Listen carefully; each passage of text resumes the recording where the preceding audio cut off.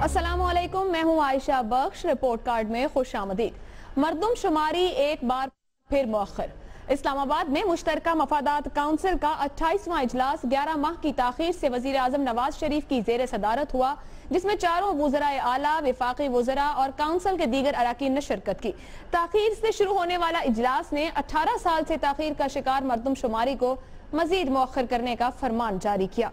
इजलास में कुल 10 मामलात जेर बहस आए, जिसमें मरदम शुमारी भी शामिल थे।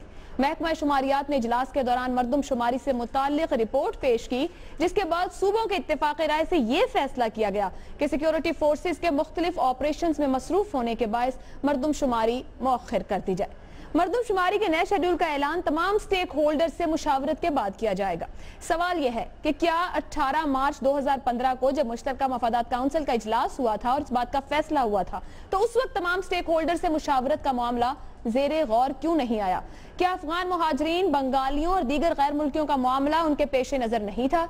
मरदम शुमारी कब होगी, कब होमवर्क मुकम्मल होगा, इसका जवाब के पास नहीं। क्या मजीद ताखीर से मामला और पेचीदा नहीं होगा? रिपोर्ट कार्ड का पहला सवाल इसी मामले पर रहेगा। पैनल में हमारे साथ शामिल हैं इस्लामाबाद से सलीम साफी साहब, बाबर सत्तार, कराची से मजहर अब्बास, वीडियो लिंक पर लाहौर से हमारे साथ हसन निसार और स्टूडियो में मेरे साथ इम्तियाज आलम। आज का पहला सवाल पैनल से इस तरह से, इंतजामी बुनियादों पर क्या मरदम शुमारी मौखर करने का फैसला दुरुस्त है? अगर पैनल इस राय से इत्तेफाक करता है कि इंतजामी तौर पर इसको ताखीर का शिकार करना चाहिए तो हाँ का ऑप्शन लेगा, और पैनल इस बात से मुत्तफिक नहीं है तो नहीं का ऑप्शन मौजूद है। सबसे थम्स अप और थम्स डाउन का ऑप्शन रखेंगे सामने कि अगर मरदम शुमारी मौखर करने का फैसला दुरुस्त है तो आप थम्स अप कहेंगे, और अगर आप इससे इत्तेफाक नहीं करते कि होनी चाहिए अपने वक्त पे तो थम्स डाउन देंगे। सलीम साफी साहब, सबसे पहले आप। मैं तो थम्स डाउन दूंगा। अलमिया ये है कि इस हुकूमत को उन मामलात से दिलचस्पी नहीं होती जो इस मुल्क के शहरी और इंसानों से मुतालिक होते हैं। इनको दिलचस्पी सिर्फ उस मामले से होती है जिसमें कोई बड़ा प्रोजेक्ट हो या नोट का मामला कहीं ना कहीं इन्वॉल्व हो। हालांकि पहले दिन से इस हुकूमत की तरजीहात में जो सरपेहरिस्त चीज़ें होनी चाहिए थी उसमें एक मरदम शुमारी भी था। उस हवाले से अगर सूबों के तहफ़्फ़ुज़ात थे तो उनका भी बर वक्त फ़िक्र करना चाहिए था, उसको मरहलावार भी किया जा सकता था अगर हमारी फोर्सेस मैसर नहीं है। लेकिन अलमिया यही है कि जब मामला बिल्कुल सर पे आ जाता है तो तब ज़ाहिरी बात है कि रातों रात तो इंतज़ामात नहीं हो सकते। तो मैं तो कहता हूँ कि जो मौखर हुआ है वो भी बहुत ज़्यादती हुई है, और मज़ीद उसको मौखर करना ये भी ज़्यादती है, क्योंकि जिस घर के मकीनों का आपको तादाद का अंदाज़ा ना हो तो उनकी तालीम के लिए, उनकी सेहत के लिए, उनकी सलामती के लिए आप क्या इंतज़ाम कर सकते हैं? सलीम साफी साहब थम्स डाउन दे रहे हैं, मजहर अब्बास साहब। जी मैं भी थम्स डाउन ही दे रहा हूँ। देखिए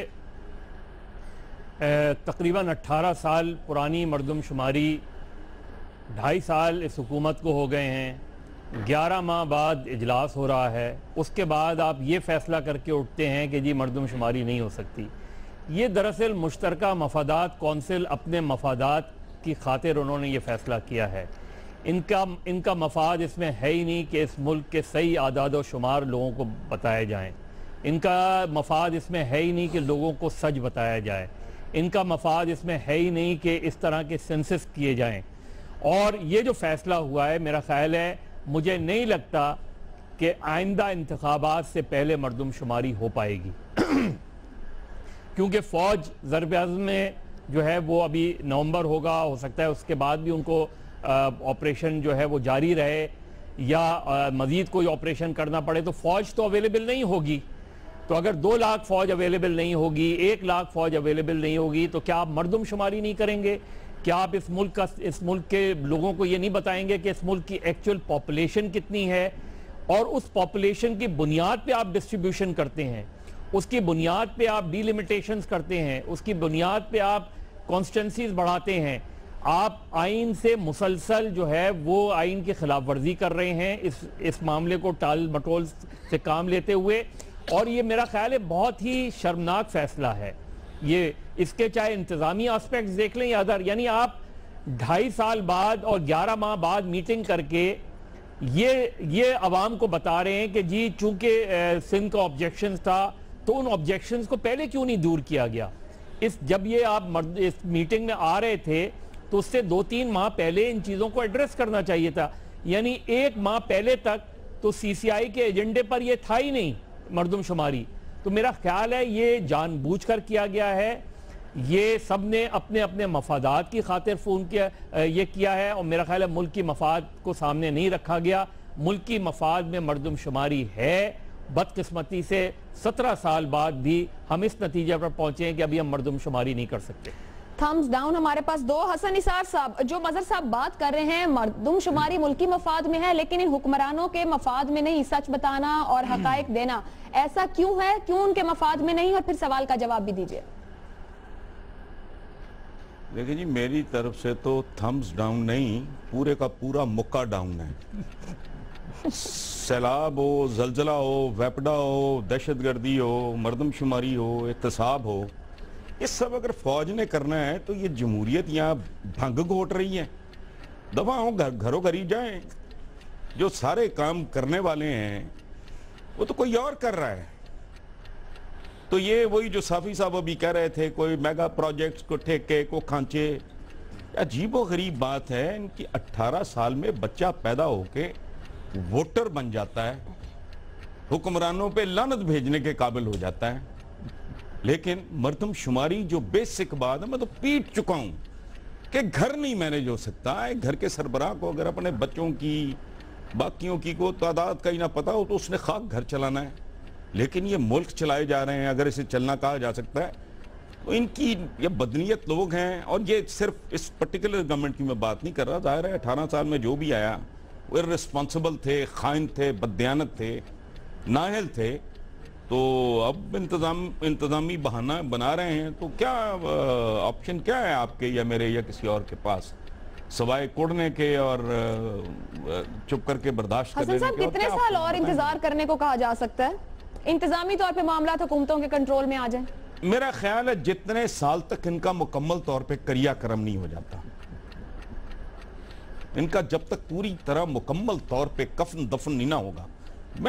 میں مسلسل دیکھیں ایک بات کر رہا ہوں, آپ کے سوال کے جواب میں نہیں. یہ ملک ڈی ریل ہو چکا ہے, اس کو پٹڑی پہ واپس جب تک یہ ایلیمنٹ موجود ہے, نام نہاد سیاستدان جو سیاستدان ہے ہی نہیں, جنہیں اے بی سی کا نہیں پتا. میں نے مثال دی نا کہ ایک گھر کو ہی رن کر کے دکھائے مجھے وداؤٹ نوئنگ کہ جی اس گھر کی پاپولیشن کیا ہے, افراد بچے کتنے ہیں, بڑے کتنے ہیں, بزرگ کتنے ہیں, بیمار کون ہے. وہ یہ ملک چلا رہے ہیں. اس طرح تو پرچون کی دکان نہیں چلتی. جیسے یہ ایک ایسا ملک چلا رہے ہیں پاکستان نامی جو جگہ جگہ سے زخم خوردہ ہے. سو اس پہ کیا تھمز ڈاؤن ہونے ہیں اور اپ ہونے ہیں. ٹھیک. بابر ستار صاحب, مظہر صاحب نے گفتگو میں کہا کہ آئین کی خلاف ورزی کی جا رہی ہے, 18 سال ہو گئے, نہیں یہ کام ہو رہا جو بہت ضروری ہے, جس کے باعث بہت سے فیصلے ہوں گے اس ملک میں.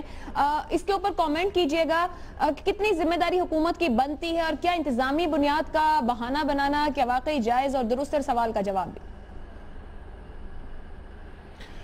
عائشہ, انتظامی یا کوئی اور بہانہ بھی بنا سکتے ہیں. دیکھیے, بات تو پاور کی ڈسٹریبیوشن کی ہو رہی ہے یہاں پہ, اور مظہر صاحب نے جیسے شروع میں کہا کہ یہ ایشو انتظامی نہیں ہے, ایشو طاقت اور اس کی ڈسٹریبیوشن اور مفادات کا ہے. صافی صاحب نے بھی بات کی, حسن صاحب نے بھی بات کی, میں ساروں کی بات سے اگری کر رہا ہوں. دیکھیے, جب لوکل باڈیز کے الیکشن نہیں کروانے ہوتے تو ہمیں بتایا جاتا ہے سیکیورٹی حالات بڑے خراب ہیں, اس وجہ سے نہیں ہو سکتے.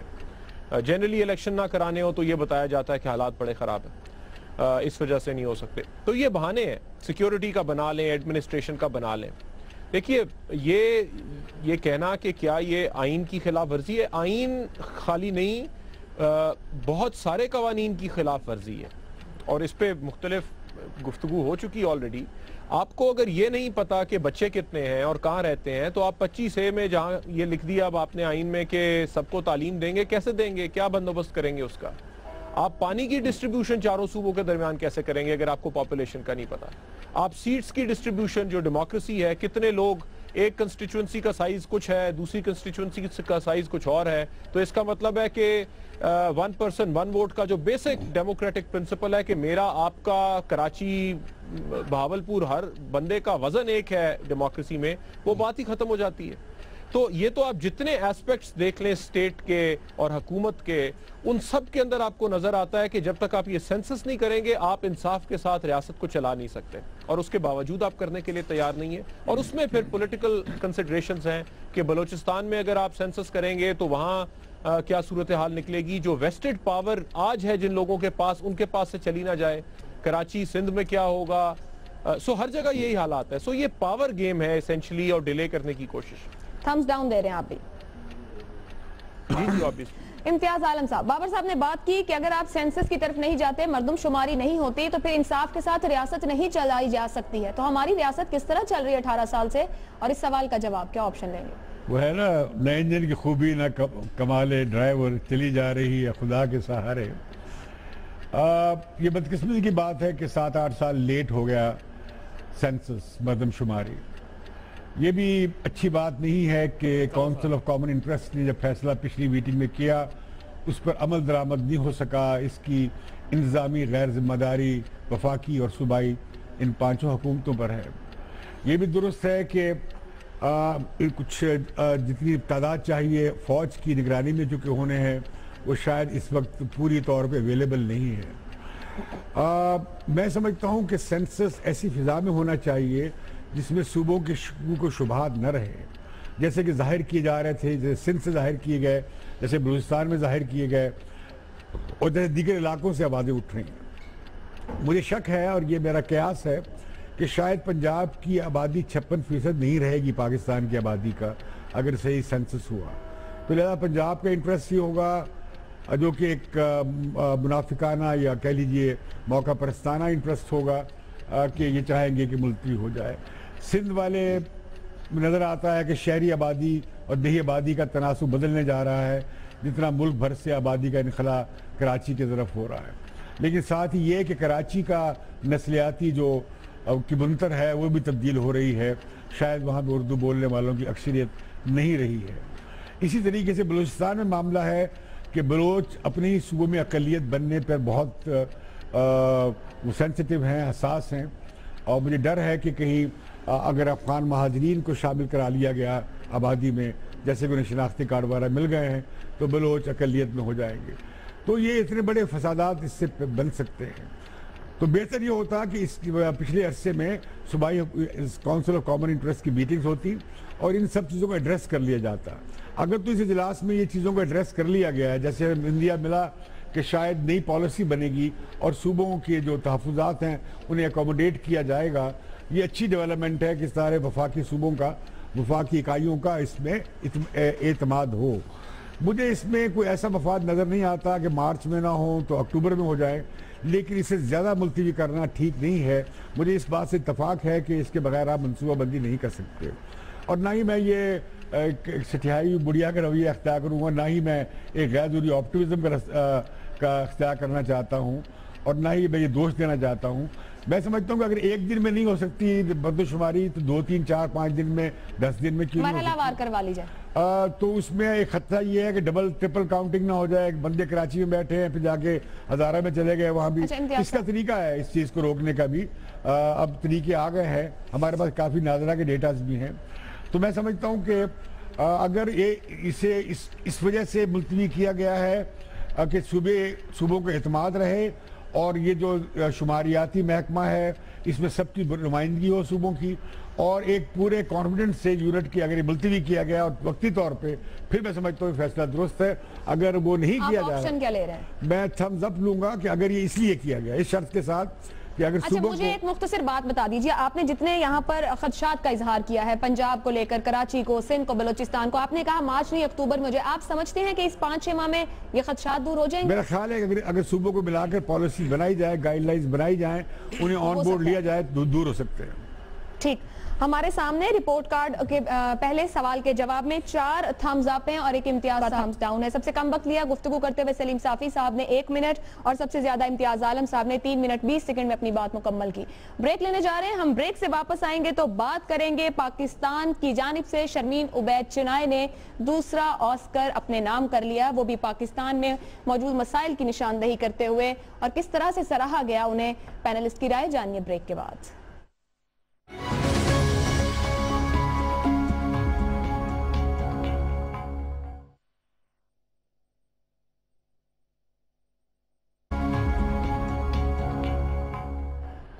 رپورٹ کارڈ میں ایک بار پھر خوش آمدید. بریک پر جانے سے پہلے میں نے پچھلے سوال کے جواب میں کہا کہ 4 تھمز اپ ہیں. ایسا نہیں تھا, غلطی ہوئی میرے سے. 4 تھمز ڈاؤن دیے گئے پینلسٹ کی جانب سے, ایک امتیاز عالم کے صاحب کی جانب سے. پہلے سوال کے جواب میں تھمز اپ تھا. اگلے موضوع کی جانب بڑھیں گے. نئی تاریخ رقم ہو گئی. پاکستان کی باہمت بیٹی شرمین عبید چنوائے نے ایک بار پھر آسکر ایوارڈ اپنے نام کیا. غیرت کے نام پر قتل کے موضوع پر مختصر دستاویزی film A Girl in the River The Price of Forgiveness نے ایوارڈ کی دنیا کے سب سے معتبر نام آسکر ایوارڈ کے منتظمین کی توجہ حاصل کی. پاکستان حالت جنگ میں ایک ایسا ملک ہے جہاں اچھی خبریں کم ہی سننے کو ملتی ہیں. غیرت کے نام پر قتل ہو یا تہذاب گردی, کاروکاری یا پھر قرآن سے شادی جیسی قبیح رسم ہو یا پھر مذہبی جنونیت, ملک کی نیک نامی پر سوالیہ نشان ہے. شرمین عبید چنوائے نے پاکستان کا وہ چہرہ پیش کیا جس کی جتنی تائید کی جائے, جتنی تعریف کی جائے وہ کم ہے. شرمین عبید چنوائے اس کاؤنٹر نیریٹو کا نام ہے جسے نیشنل ایکشن پلان 2 کہا جائے تو بے جانا ہوگا, کیونکہ ریاست کے باسی بھی نیشنل ایکشن پلان کے اہم سٹیک ہولڈرز ہیں. شرمین عبید چنوائے نے درست کہا, پرعزم خواتین کی محنت کا نتیجہ کامیابی کی صورت میں سامنے آتا ہے. بلا شبہ یہ ایک چھوٹی سی کاوش ہے, ایک قطرہ ہے, کیونکہ زخموں سے چور پاکستان کو بہت سی ایسی کاوشوں کی ضرورت ہے. سیونگ فیس سے شروع ہونے والی لڑائی ابھی ختم نہیں ہوئی. پینل سے دوسرا سوال اسی معاملے پر اس طرح سے ہے. شرمین عبید چنوائے نے پھر آسکر جیت لیا. پاکستان کے امیج کی بہتری کے لیے کتنی بڑی خبر ہے. پینلسٹ اس کو جتنی بڑی اہم خبر سمجھتے ہیں, جتنی بڑی کاوش اور کامیابی سمجھتے ہیں پاکستان کے لیے, 1 سے 5 تک سٹارز کے درمیان ریٹ کریں گے. زیادہ سٹار کی جانب جا سکتے ہیں, اور جتنا اس بات سے اتفاق نہیں کرتے کم سٹارز لیں گے. حسن نثار صاحب. دیکھیں بہت اچھا ہے, but you need a series of such indicators. جس امیج کو آپ نے اشروں میں برباد کیا ہے اسے نیوٹرل اور ریورس کرنے میں وقت لگے گا, اور بہت زیادہ ایفرٹ, بلکہ ایفرٹس ڈیفرنٹ ڈائریکشن میں آپ کو کرنی پڑیں گی, جس کا فیصلہ کن سنگ میل ایک آپ کا ضرب عزم ہے. سو واقعی آپ نے وہ اچھی بات کی ہے کہ یہ ایک قطرے والی بات ہے, بڑی انکریجنگ, بڑی پازیٹیو, بڑی کنسٹرکٹیو بات ہے. کتنے سٹارز دے رہے ہیں حسن صاحب؟ اس کو 2 سٹارز دے دیں, 3 دے دیں. 3 دے دوں, 2 دے دوں؟ چلیں کچھ تھوڑا آپ پہ چھوڑ دیا. نہیں سر, میرے پہ کیوں چھوڑ رہے, اپنی رائے دیں گے. نہیں, بیچ میں ہونے کا کچھ تو فائدہ ہونا چاہیے. ایک آدھ آپ اپنی طرف سے ڈال دیں, 2 میں دے رہا ہوں. چلیں 3 سٹارز حسن نثار صاحب دے رہے ہیں. امتیاز عالم صاحب. دیکھیے ہمارے ملک میں وحشت کے, جہالت کے, قدامت کے بہت گہرے سائے ہیں. دہائیوں تک ہمیں کوئی اچھی خبر, روشنی کی کرن نظر نہیں آتی. یہاں پہ فنون لطیفہ کو برباد کر دیا گیا, دبا دیا گیا, عورتوں کو بند کر دیا گیا, آدھی عورت قرار دے دیا گیا گواہی کے طور پہ. اور اب آپ دیکھ رہے ہیں کس طرح ہمارے دوست مولانا فضل الرحمان بھی میدان میں اترے ہیں. اب وہ شوہروں کی تنظیم بنانا چاہتے ہیں, نہ جانے کون سے حقوق عورتوں نے ان کے پامال کیے ہیں. تو جہاں یہ حال ہو, اور جہاں پہ یہ ہو کہ غیرت کے نام پر قتل ہوتے ہوں, اور اس پر آواز اٹھانے والے بھی قتل ہوتے ہوں, اور انہیں نہ جانے کیا کیا القاب دیے جاتے ہوں, سرزنش کی جاتی ہو, وہاں پہ اس خاتون نے جو پہلی ڈاکیومنٹری بنائی تھی اور اب بھی جو بنائی ہے, یہ ہمارے معاشرے کے بہت سلگتے, بہت دکھی معاملات پر ہاتھ رکھنے والی بات ہے, اسے لوگوں کے سامنے لانے والی بات ہے. پہلے تو یہ تھا کہ اس کی بات کرنا بھی جرم تھا, اور ایسا کرنا پاکستان کی امیج کو خراب کرنا تھا. لیکن آج اس کی توصیف ہو رہی ہے, دنیا بدل رہی ہے, پاکستان کی ماحول بہتر ہو رہا ہے. میں چنائے کو اور اس خاتون کو جس نے اس میں مرکزی کردار ہے جس کا, اسے بھی سلام پیش کرتا ہوں کہ اس نے ہمت کی اور وہ کھڑی ہوئی اپنی زندگی کے حق کے لیے اور اپنی جدوجہد میں. تو یہ اگلا جو فلم بنانی جا رہی ہے وہ فلم بھی بہت خوفناک موضوع پہ ہے, جس میں اس ملک میں اس پہ فساد نظر آتا ہے. تو میں 4 سال میں 1 آسکر, 2 اعزاز حاصل کرنا, یہ دنیا کا اعلیٰ ترین اعزاز ہے فلم اور ڈاکیومنٹریز کے حساب سے. اور پاکستان میں کسی مرد نے یہ اعزاز حاصل نہیں کیا ہے, اور خوشی کی بات ہے خاتون نے یہ اعزاز حاصل کیا ہے. اور میں مبارکباد دینا چاہتا ہوں, اور میں یہ وزیر اعظم کو بھی یاد دلانا چاہتا ہوں کہ جب انہوں نے فلم کو دیکھا تو انہوں نے وعدہ کیا کہ وہ آنر کلنگ کے معاملے پر ایک سخت قانون کا اور اس پر عمل درآمد کا یقین دلاتے ہیں, جس پر اس نے کہا کہ میرے لیے بڑا ریوارڈ وہ ہوگا اگر وزیر اعظم ایسا کرے. تو میں اس حوالے سے اور اس میدان میں اتنی بڑی کامیابی پر اور پاکستان کے لیے ایک اچھی خبر کے طور پر اسے 5 کے 5 ستارے دوں گا۔ امتیاز صاحب کے بیگ سے پورے 5 سٹارز بارے ہیں۔ صافی صاحب، آپ امتیاز صاحب کی گفتگو کے دوران مسکرا رہے تھے، وہ تو بڑی سنجیدہ گفتگو کر رہے تھے۔ میں خیال مولانا فضل الرحمان کے ذکر پہ ہنس رہے ہوں۔ نہیں، میں آپ کو بغیر دیکھے پتہ چل گیا؟ معلوم ہے۔ جی صافی صاحب، مجھے چونکہ مولانا صاحب اور ان کی قربت اور دوستی کا علم ہے تو میں صرف اس پہ تھوڑا سا مسکرایا تھا۔ باقی جہاں تک آپ کے سوال کا تعلق ہے جی تو شرمین صاحبہ کی ایک بڑی اچیومنٹ ہے، ان کی تخلیقی صلاحیتوں کا اعتراف بھی ہے، میں ان کو مبارکباد بھی دیتا ہوں، لیکن ملکوں کا امیج کسی ٹی وی چینل کی ریٹنگ نہیں ہے کہ اس پہ آپ کوئی ایک ڈرامہ سجا دیں گے یا کسی ایک ایشو کو ڈراماٹائز کر لیں گے تو وہ امیج بہت بہتر ہو جائے گا اور ریٹنگ اوپر چلی جائے گی۔ پہلی بات تو یہ ہے کہ کسی انڈیویجول کا اس طرح کی کاوش کے ذریعے ایک شوبز اور فلمی کی دنیا میں یہ ایوارڈ لینا اور اس کو پاکستانی امیج سے جوڑنا، میرے خیال میں یہ تو ایک احمقانہ طرز عمل ہے۔ دوسری بات یہ ہے کہ اس میں جس چیز کو اجاگر کیا گیا ہے اس میں تو پاکستانی سماج کے انتہائی تاریک رخ کو، پہلا بھی ان کا یہی تھا عورتوں پہ تیزاب ڈالنے کا، اور اب بھی یہی ہے، تو اس سے پاکستان کا امیج میں تو حیران ہوں کہ کہاں پہ بہتر ہو گیا۔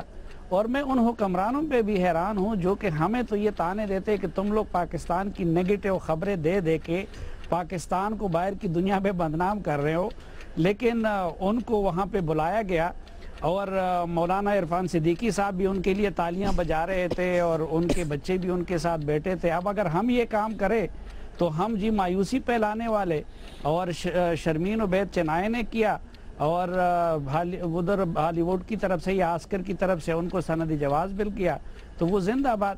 لیکن بہرحال میں اس کی ایفرٹس کو کوئی محتسن قرار دیتا ہوں۔ ہر ایک اپنے اپنے فیلڈ میں کوئی بھی پاکستانی وہ کوئی کام کرے، لیکن اس کو اتنا بڑا ڈرامہ بنانا، اس کو پاکستان کے امیج سے جوڑنا اور پتہ نہیں کیا کچھ کرنا، مجھے تو اس کا کوئی سمجھ نہیں آتی کہ وہ اس سے پہلے بہت بڑے بڑے ایوارڈ پاکستانی لوگوں نے لیے۔ اور دوسرا میں میڈیا سے بھی یہ ریکویسٹ کروں گا کہ خدا کے لیے اوور ڈوئنگ کے ذریعے شرمین کو وہ نہ بنائے، ورنہ پھر ملالہ کی طرح آپ ان کو بھی تنہا چھوڑ دیں گے۔ اور ملالہ کو کہاں تک پہنچا دیا ہم لوگوں نے کہ اب جا کے اس کے خلاف کتابیں لکھی جا رہی ہے۔ اس روز میں نے کے پی کی سٹوڈنٹس تھی فیمیل، 40 سٹوڈنٹس میں سے میں نے پوچھا کہ آپ میں سے کتنے ملالہ کے حامی ہیں، صرف 2 نے ہاتھ اٹھا لیا، 38 آپ کے مخالف ہو گئے تھے۔ پھر اس کا تو اس لیے شرمین چنائے کو ایک فلم میکر اور پروڈیوسر ہی رہنے دے، اس کو پورے پاکستان کا وہ نہ بنا دے تو بہتر ہوگا۔ ٹھیک، آپ کوئی سٹارز نہیں دے رہے؟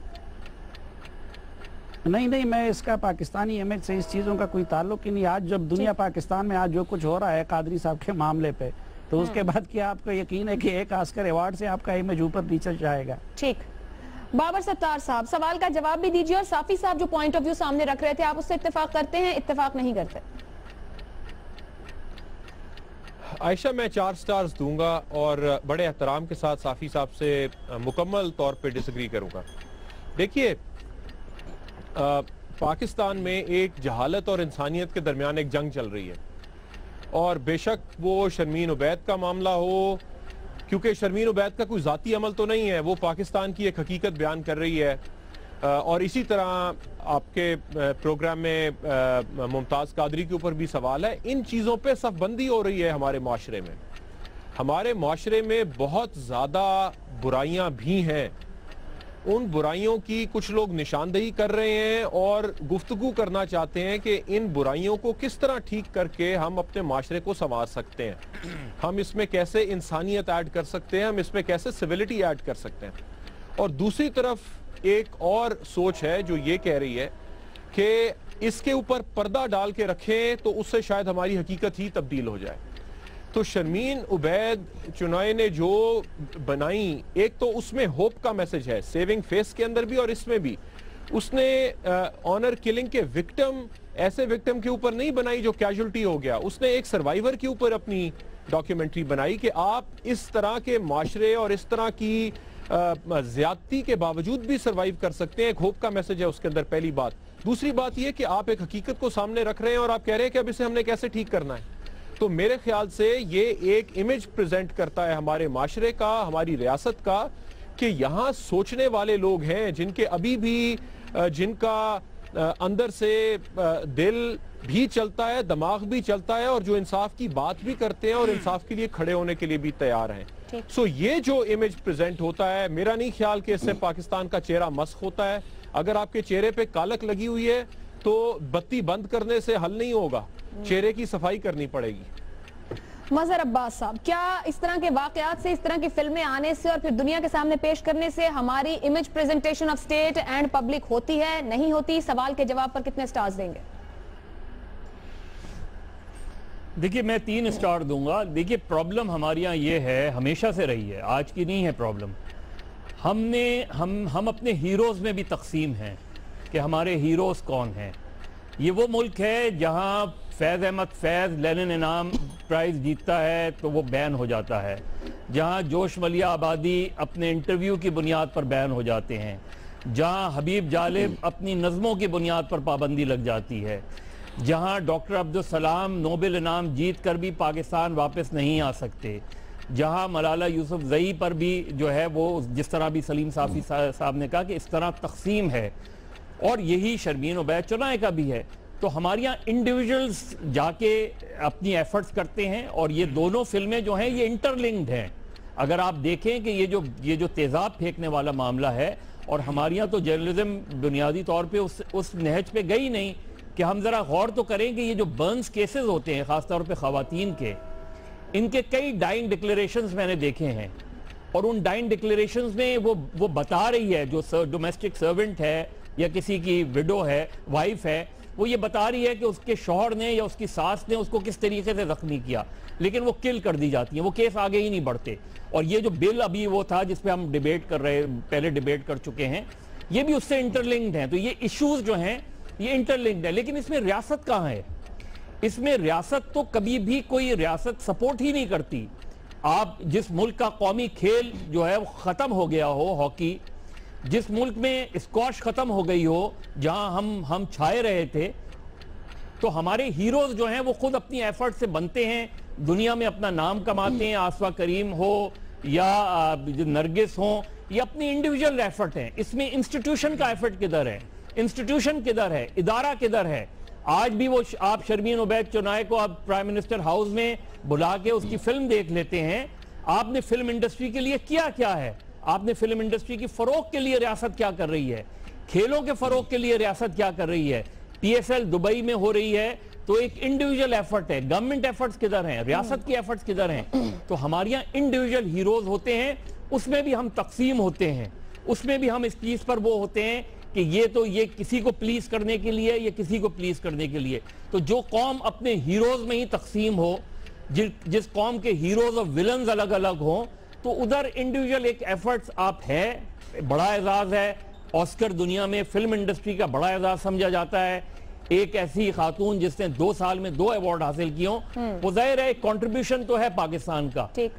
لیکن جب تک ریاست کی حمایت اور ریاست کی صحیح معنوں میں کوشش اس طرف نہیں ہوگی, آپ یہ انڈیویجول آتے رہیں گے, جاتے رہیں گے, لیکن آپ کے جس فیلڈ میں وہ انعام جیتے ہیں اس فیلڈ کا کوئی پوچھنے والا نہیں ہوتا. ٹھیک, سکور بورڈ پر ہمارے سامنے دیے گئے سٹارز, مظہر عباس اور حسن نثار کی جانب سے 3 سٹارز دیے گئے ہیں, بابر ستار نے 4, امتیاز عالم کی جانب سے 5 سٹارز دیے گئے ہیں, سلیم صافی صاحب نے کوئی سٹار نہیں دیے سوال پر. سب سے کم وقت حسن نثار صاحب نے لیا, 33 سیکنڈ میں اپنی بات مکمل کی. سب سے زیادہ سلیم صافی صاحب نے 2 منٹ 41 سیکنڈ. مظہر صاحب نے سب سے زیادہ وقت لیا جو ابھی مجھے بتایا گیا ہے. اس معاملے پر بات کرتے ہوئے ہم بریک لینے جا رہے ہیں. بریک سے واپس آئیں گے تو یہ سوال سامنے رکھیں گے کہ کیا ریاست نے کر لیا کہ اب انتہا پسندی کو ملک میں برداشت نہیں کیا جائے گا. پینلسٹ کی رائے جانیے بریک کے بعد.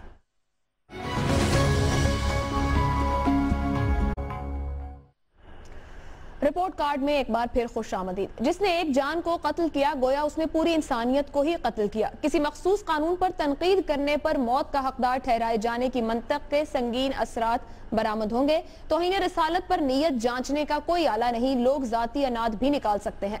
ये तमाम अल्फाज जस्टिस आसिफ सईद खोसा के वो रिमार्क्स हैं जो उन्होंने साबिक गवर्नर सलमान तासीर के कातिल मुमताज कादरी को 2 बार सजाए मौत सुनाते हुए कहे, जिसके नतीजे में आज अलसबा रावलपिंडी के अडियाला जेल में मुमताज कादरी की सजाए मौत पर अमल दरामद कर दिया गया। जस्टिस आसिफ सईद खोसा ने अपने रिमार्क्स में यह भी कहा कि इस तरह अगर हर शख्स को कानून हाथ में लेने की इजाजत दे दी गई तो पूरा मुआशरा फसाद का गढ़ बन जाएगा। सिर्फ अदालती फैसले से इस्लाह मुमकिन नहीं, मखसूस जज्बाती जहनियत की नशोनुमा को रोकना होगा। शिद्दत पसंदी के जज्बात स्कूलों, कॉलेजेस, अवामी मकामात, दफातर वगैरह में परवान चढ़ते हैं, जिससे नापुख्ता जहन के लोग फौरन मुतासिर हो जाते हैं।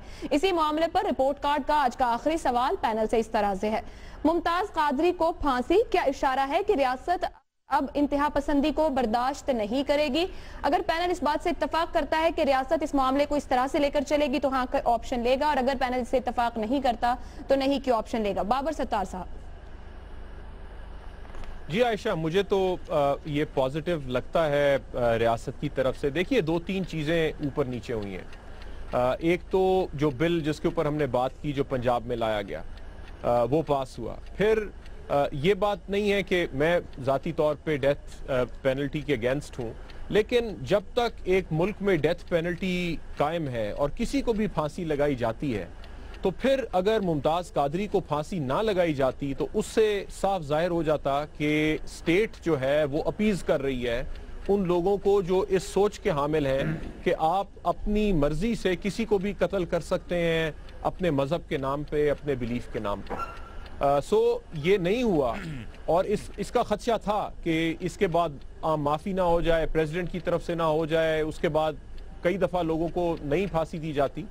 तो स्टेट ने एक डिसाइसिव चीज़ शो की है। एक शख्स के ऊपर उसने गवर्नर को मार दिया, उसने एडमिट किया, मुकदमा चला लोअर कोर्ट में, हाई कोर्ट में, सुप्रीम कोर्ट तक गया। सो प्रॉपर ड्यू प्रोसेस मिला और उसके बाद एक फांसी दी गई। तो जब 2-3 डेवलपमेंट्स आप ऊपर नीचे देखते हैं जो हुई हैं, और पीएमएलएन की हुकूमत जो सेंटर राइट की पार्टी है, तो लगता है कि शायद स्टेट ने थोड़ा सा अपना माइंड मेकअप किया है कि आप टेररिज्म को नहीं खत्म कर सकते जब तक आप एक्सट्रीमिज्म को नहीं खत्म करेंगे। ठीक, हसन निसार साहब। देखिए definitely ji, it is a very loud, very clear and a very firm message.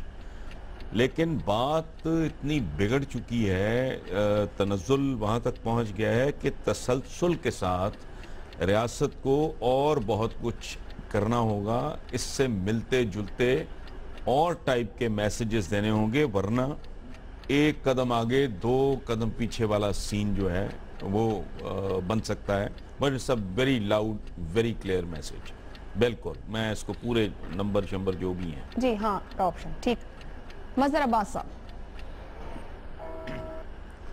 नहीं जी, मैं नहीं इससे एग्री करता, और उसकी एक बुनियादी वजह यह है कि मेरा ख्याल है इसकी टाइमिंग बहुत गलत है, और टाइमिंग के लिहाज से भी। दूसरे ये कि, और मेरी इत्तला ये है कि चंद दिन पहले जब सदर और वज़ीर आज़म ने मुलाकात हुई थी तो उसमें ये फैसला हुआ था। देखिए, इस किस्म के मुकदमे में बुनियादी तौर पे आपको ये समझना होगा कि एक्सट्रीमिस्ट नैरेटिव क्या होता है, और क्या इस फांसी से उस नैरेटिव को कहीं भी फ़ायदा पहुंच रहा है या नुकसान पहुंचेगा अगर हम सज़ा दे देंगे।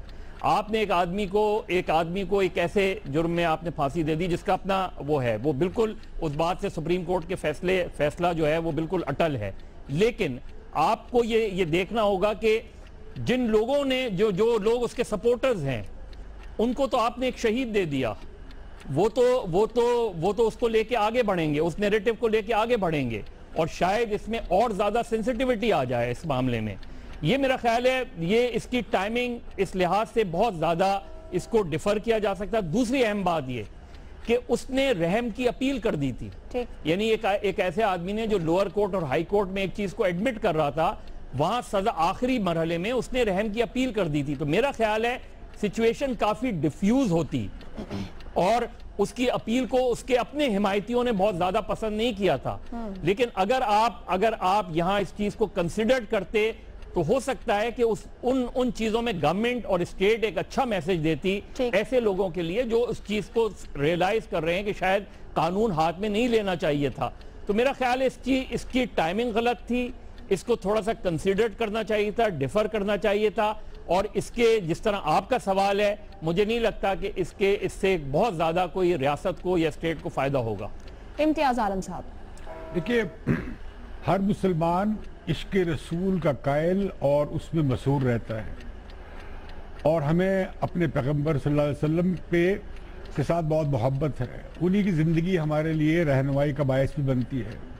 ہمیں پڑھایا جاتا تھا کہ کس طرح وہ ایک بڑھیا حضور پہ گند پھینکتی تھی, ایک دن نہ پھینکا تو آپ چلے گئے اس کی خیریت دریافت کرنے, اسے بیمار پایا, اس کے لیے اناج اپنی کمر پہ لاد کر چلے گئے.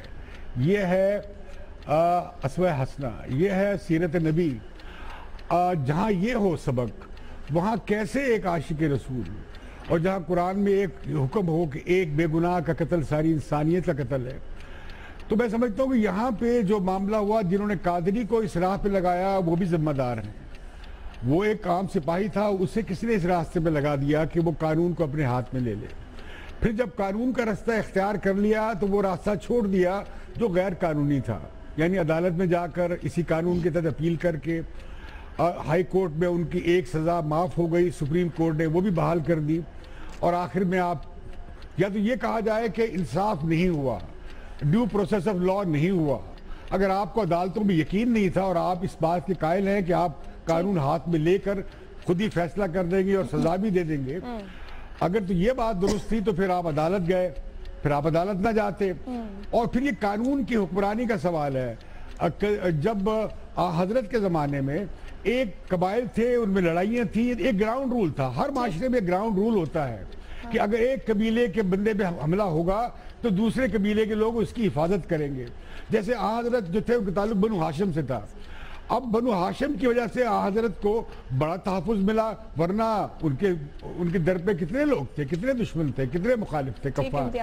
تو میں کہنا ہی چاہتا ہوں کہ یہاں سوال یہ ہے کہ آپ, میرے نزدیک آپ جو ہیں وہ قابل گردن ددنی میں ٹھہراتا ہوں, اور آپ کی میں گردن اڑا دوں اور آپ میرے بارے میں سمجھیں تو معاشرے میں انتشار پھیلے گا اور کوئی کسی سے محفوظ نہیں رہے گا. کون فیصلہ کرے گا اس بات کا؟ اگر یہ بات ہوتی تو اسلام کے زمانے میں کیوں عدالتیں بنی اور خلیفہ کو کیوں عدالتیں طلب کرتی تھی؟ تو میں یہ کہنا چاہتا ہوں کہ یہ سوال قانون کی حکمرانی کا ہے. آپ کسی بھی فرد کو اجازت نہیں دے سکتے ایک مہذب اور قانونی معاشرے میں کہ وہ قانون کو اپنے ہاتھ میں لے. تو یا تو ہم جنگل کا قانون لے آئے, یا جو قانون ہے اسے قبول کریں. اور اگر قانون کا راستہ اختیار کیا گیا اور انصاف ملا اور تو اسے قبول کرنا چاہیے. نہ یہ خوشی کا دن ہے کیونکہ ایک شخص کو پھانسی لگی ہے اور اس کے بہت چاہنے والے ہیں, اور نہ ہی یہ ہمیں یہ بات وقت کم رہ گیا. جی بس میری بات یہی تھی. میرا خیال ہے میں اس کا جواب دوں گا, برداشت نہیں کرے گی, نہیں کرنا چاہیے. کرے گی نہیں کرے گی مجھے معلوم نہیں, برداشت کرنا نہیں چاہیے. سلیم صافی صاحب. عائشہ, میں ایک ہفتے بعد آپ کے اس سوال کا جواب دینے کے قابل ہو سکوں گا, کیونکہ ایک تو یہ دیکھنا ہوگا کہ اگر تو جن لوگوں نے ان کو اس رستے پہ لگایا ان کے خلاف کارروائی ہوئی.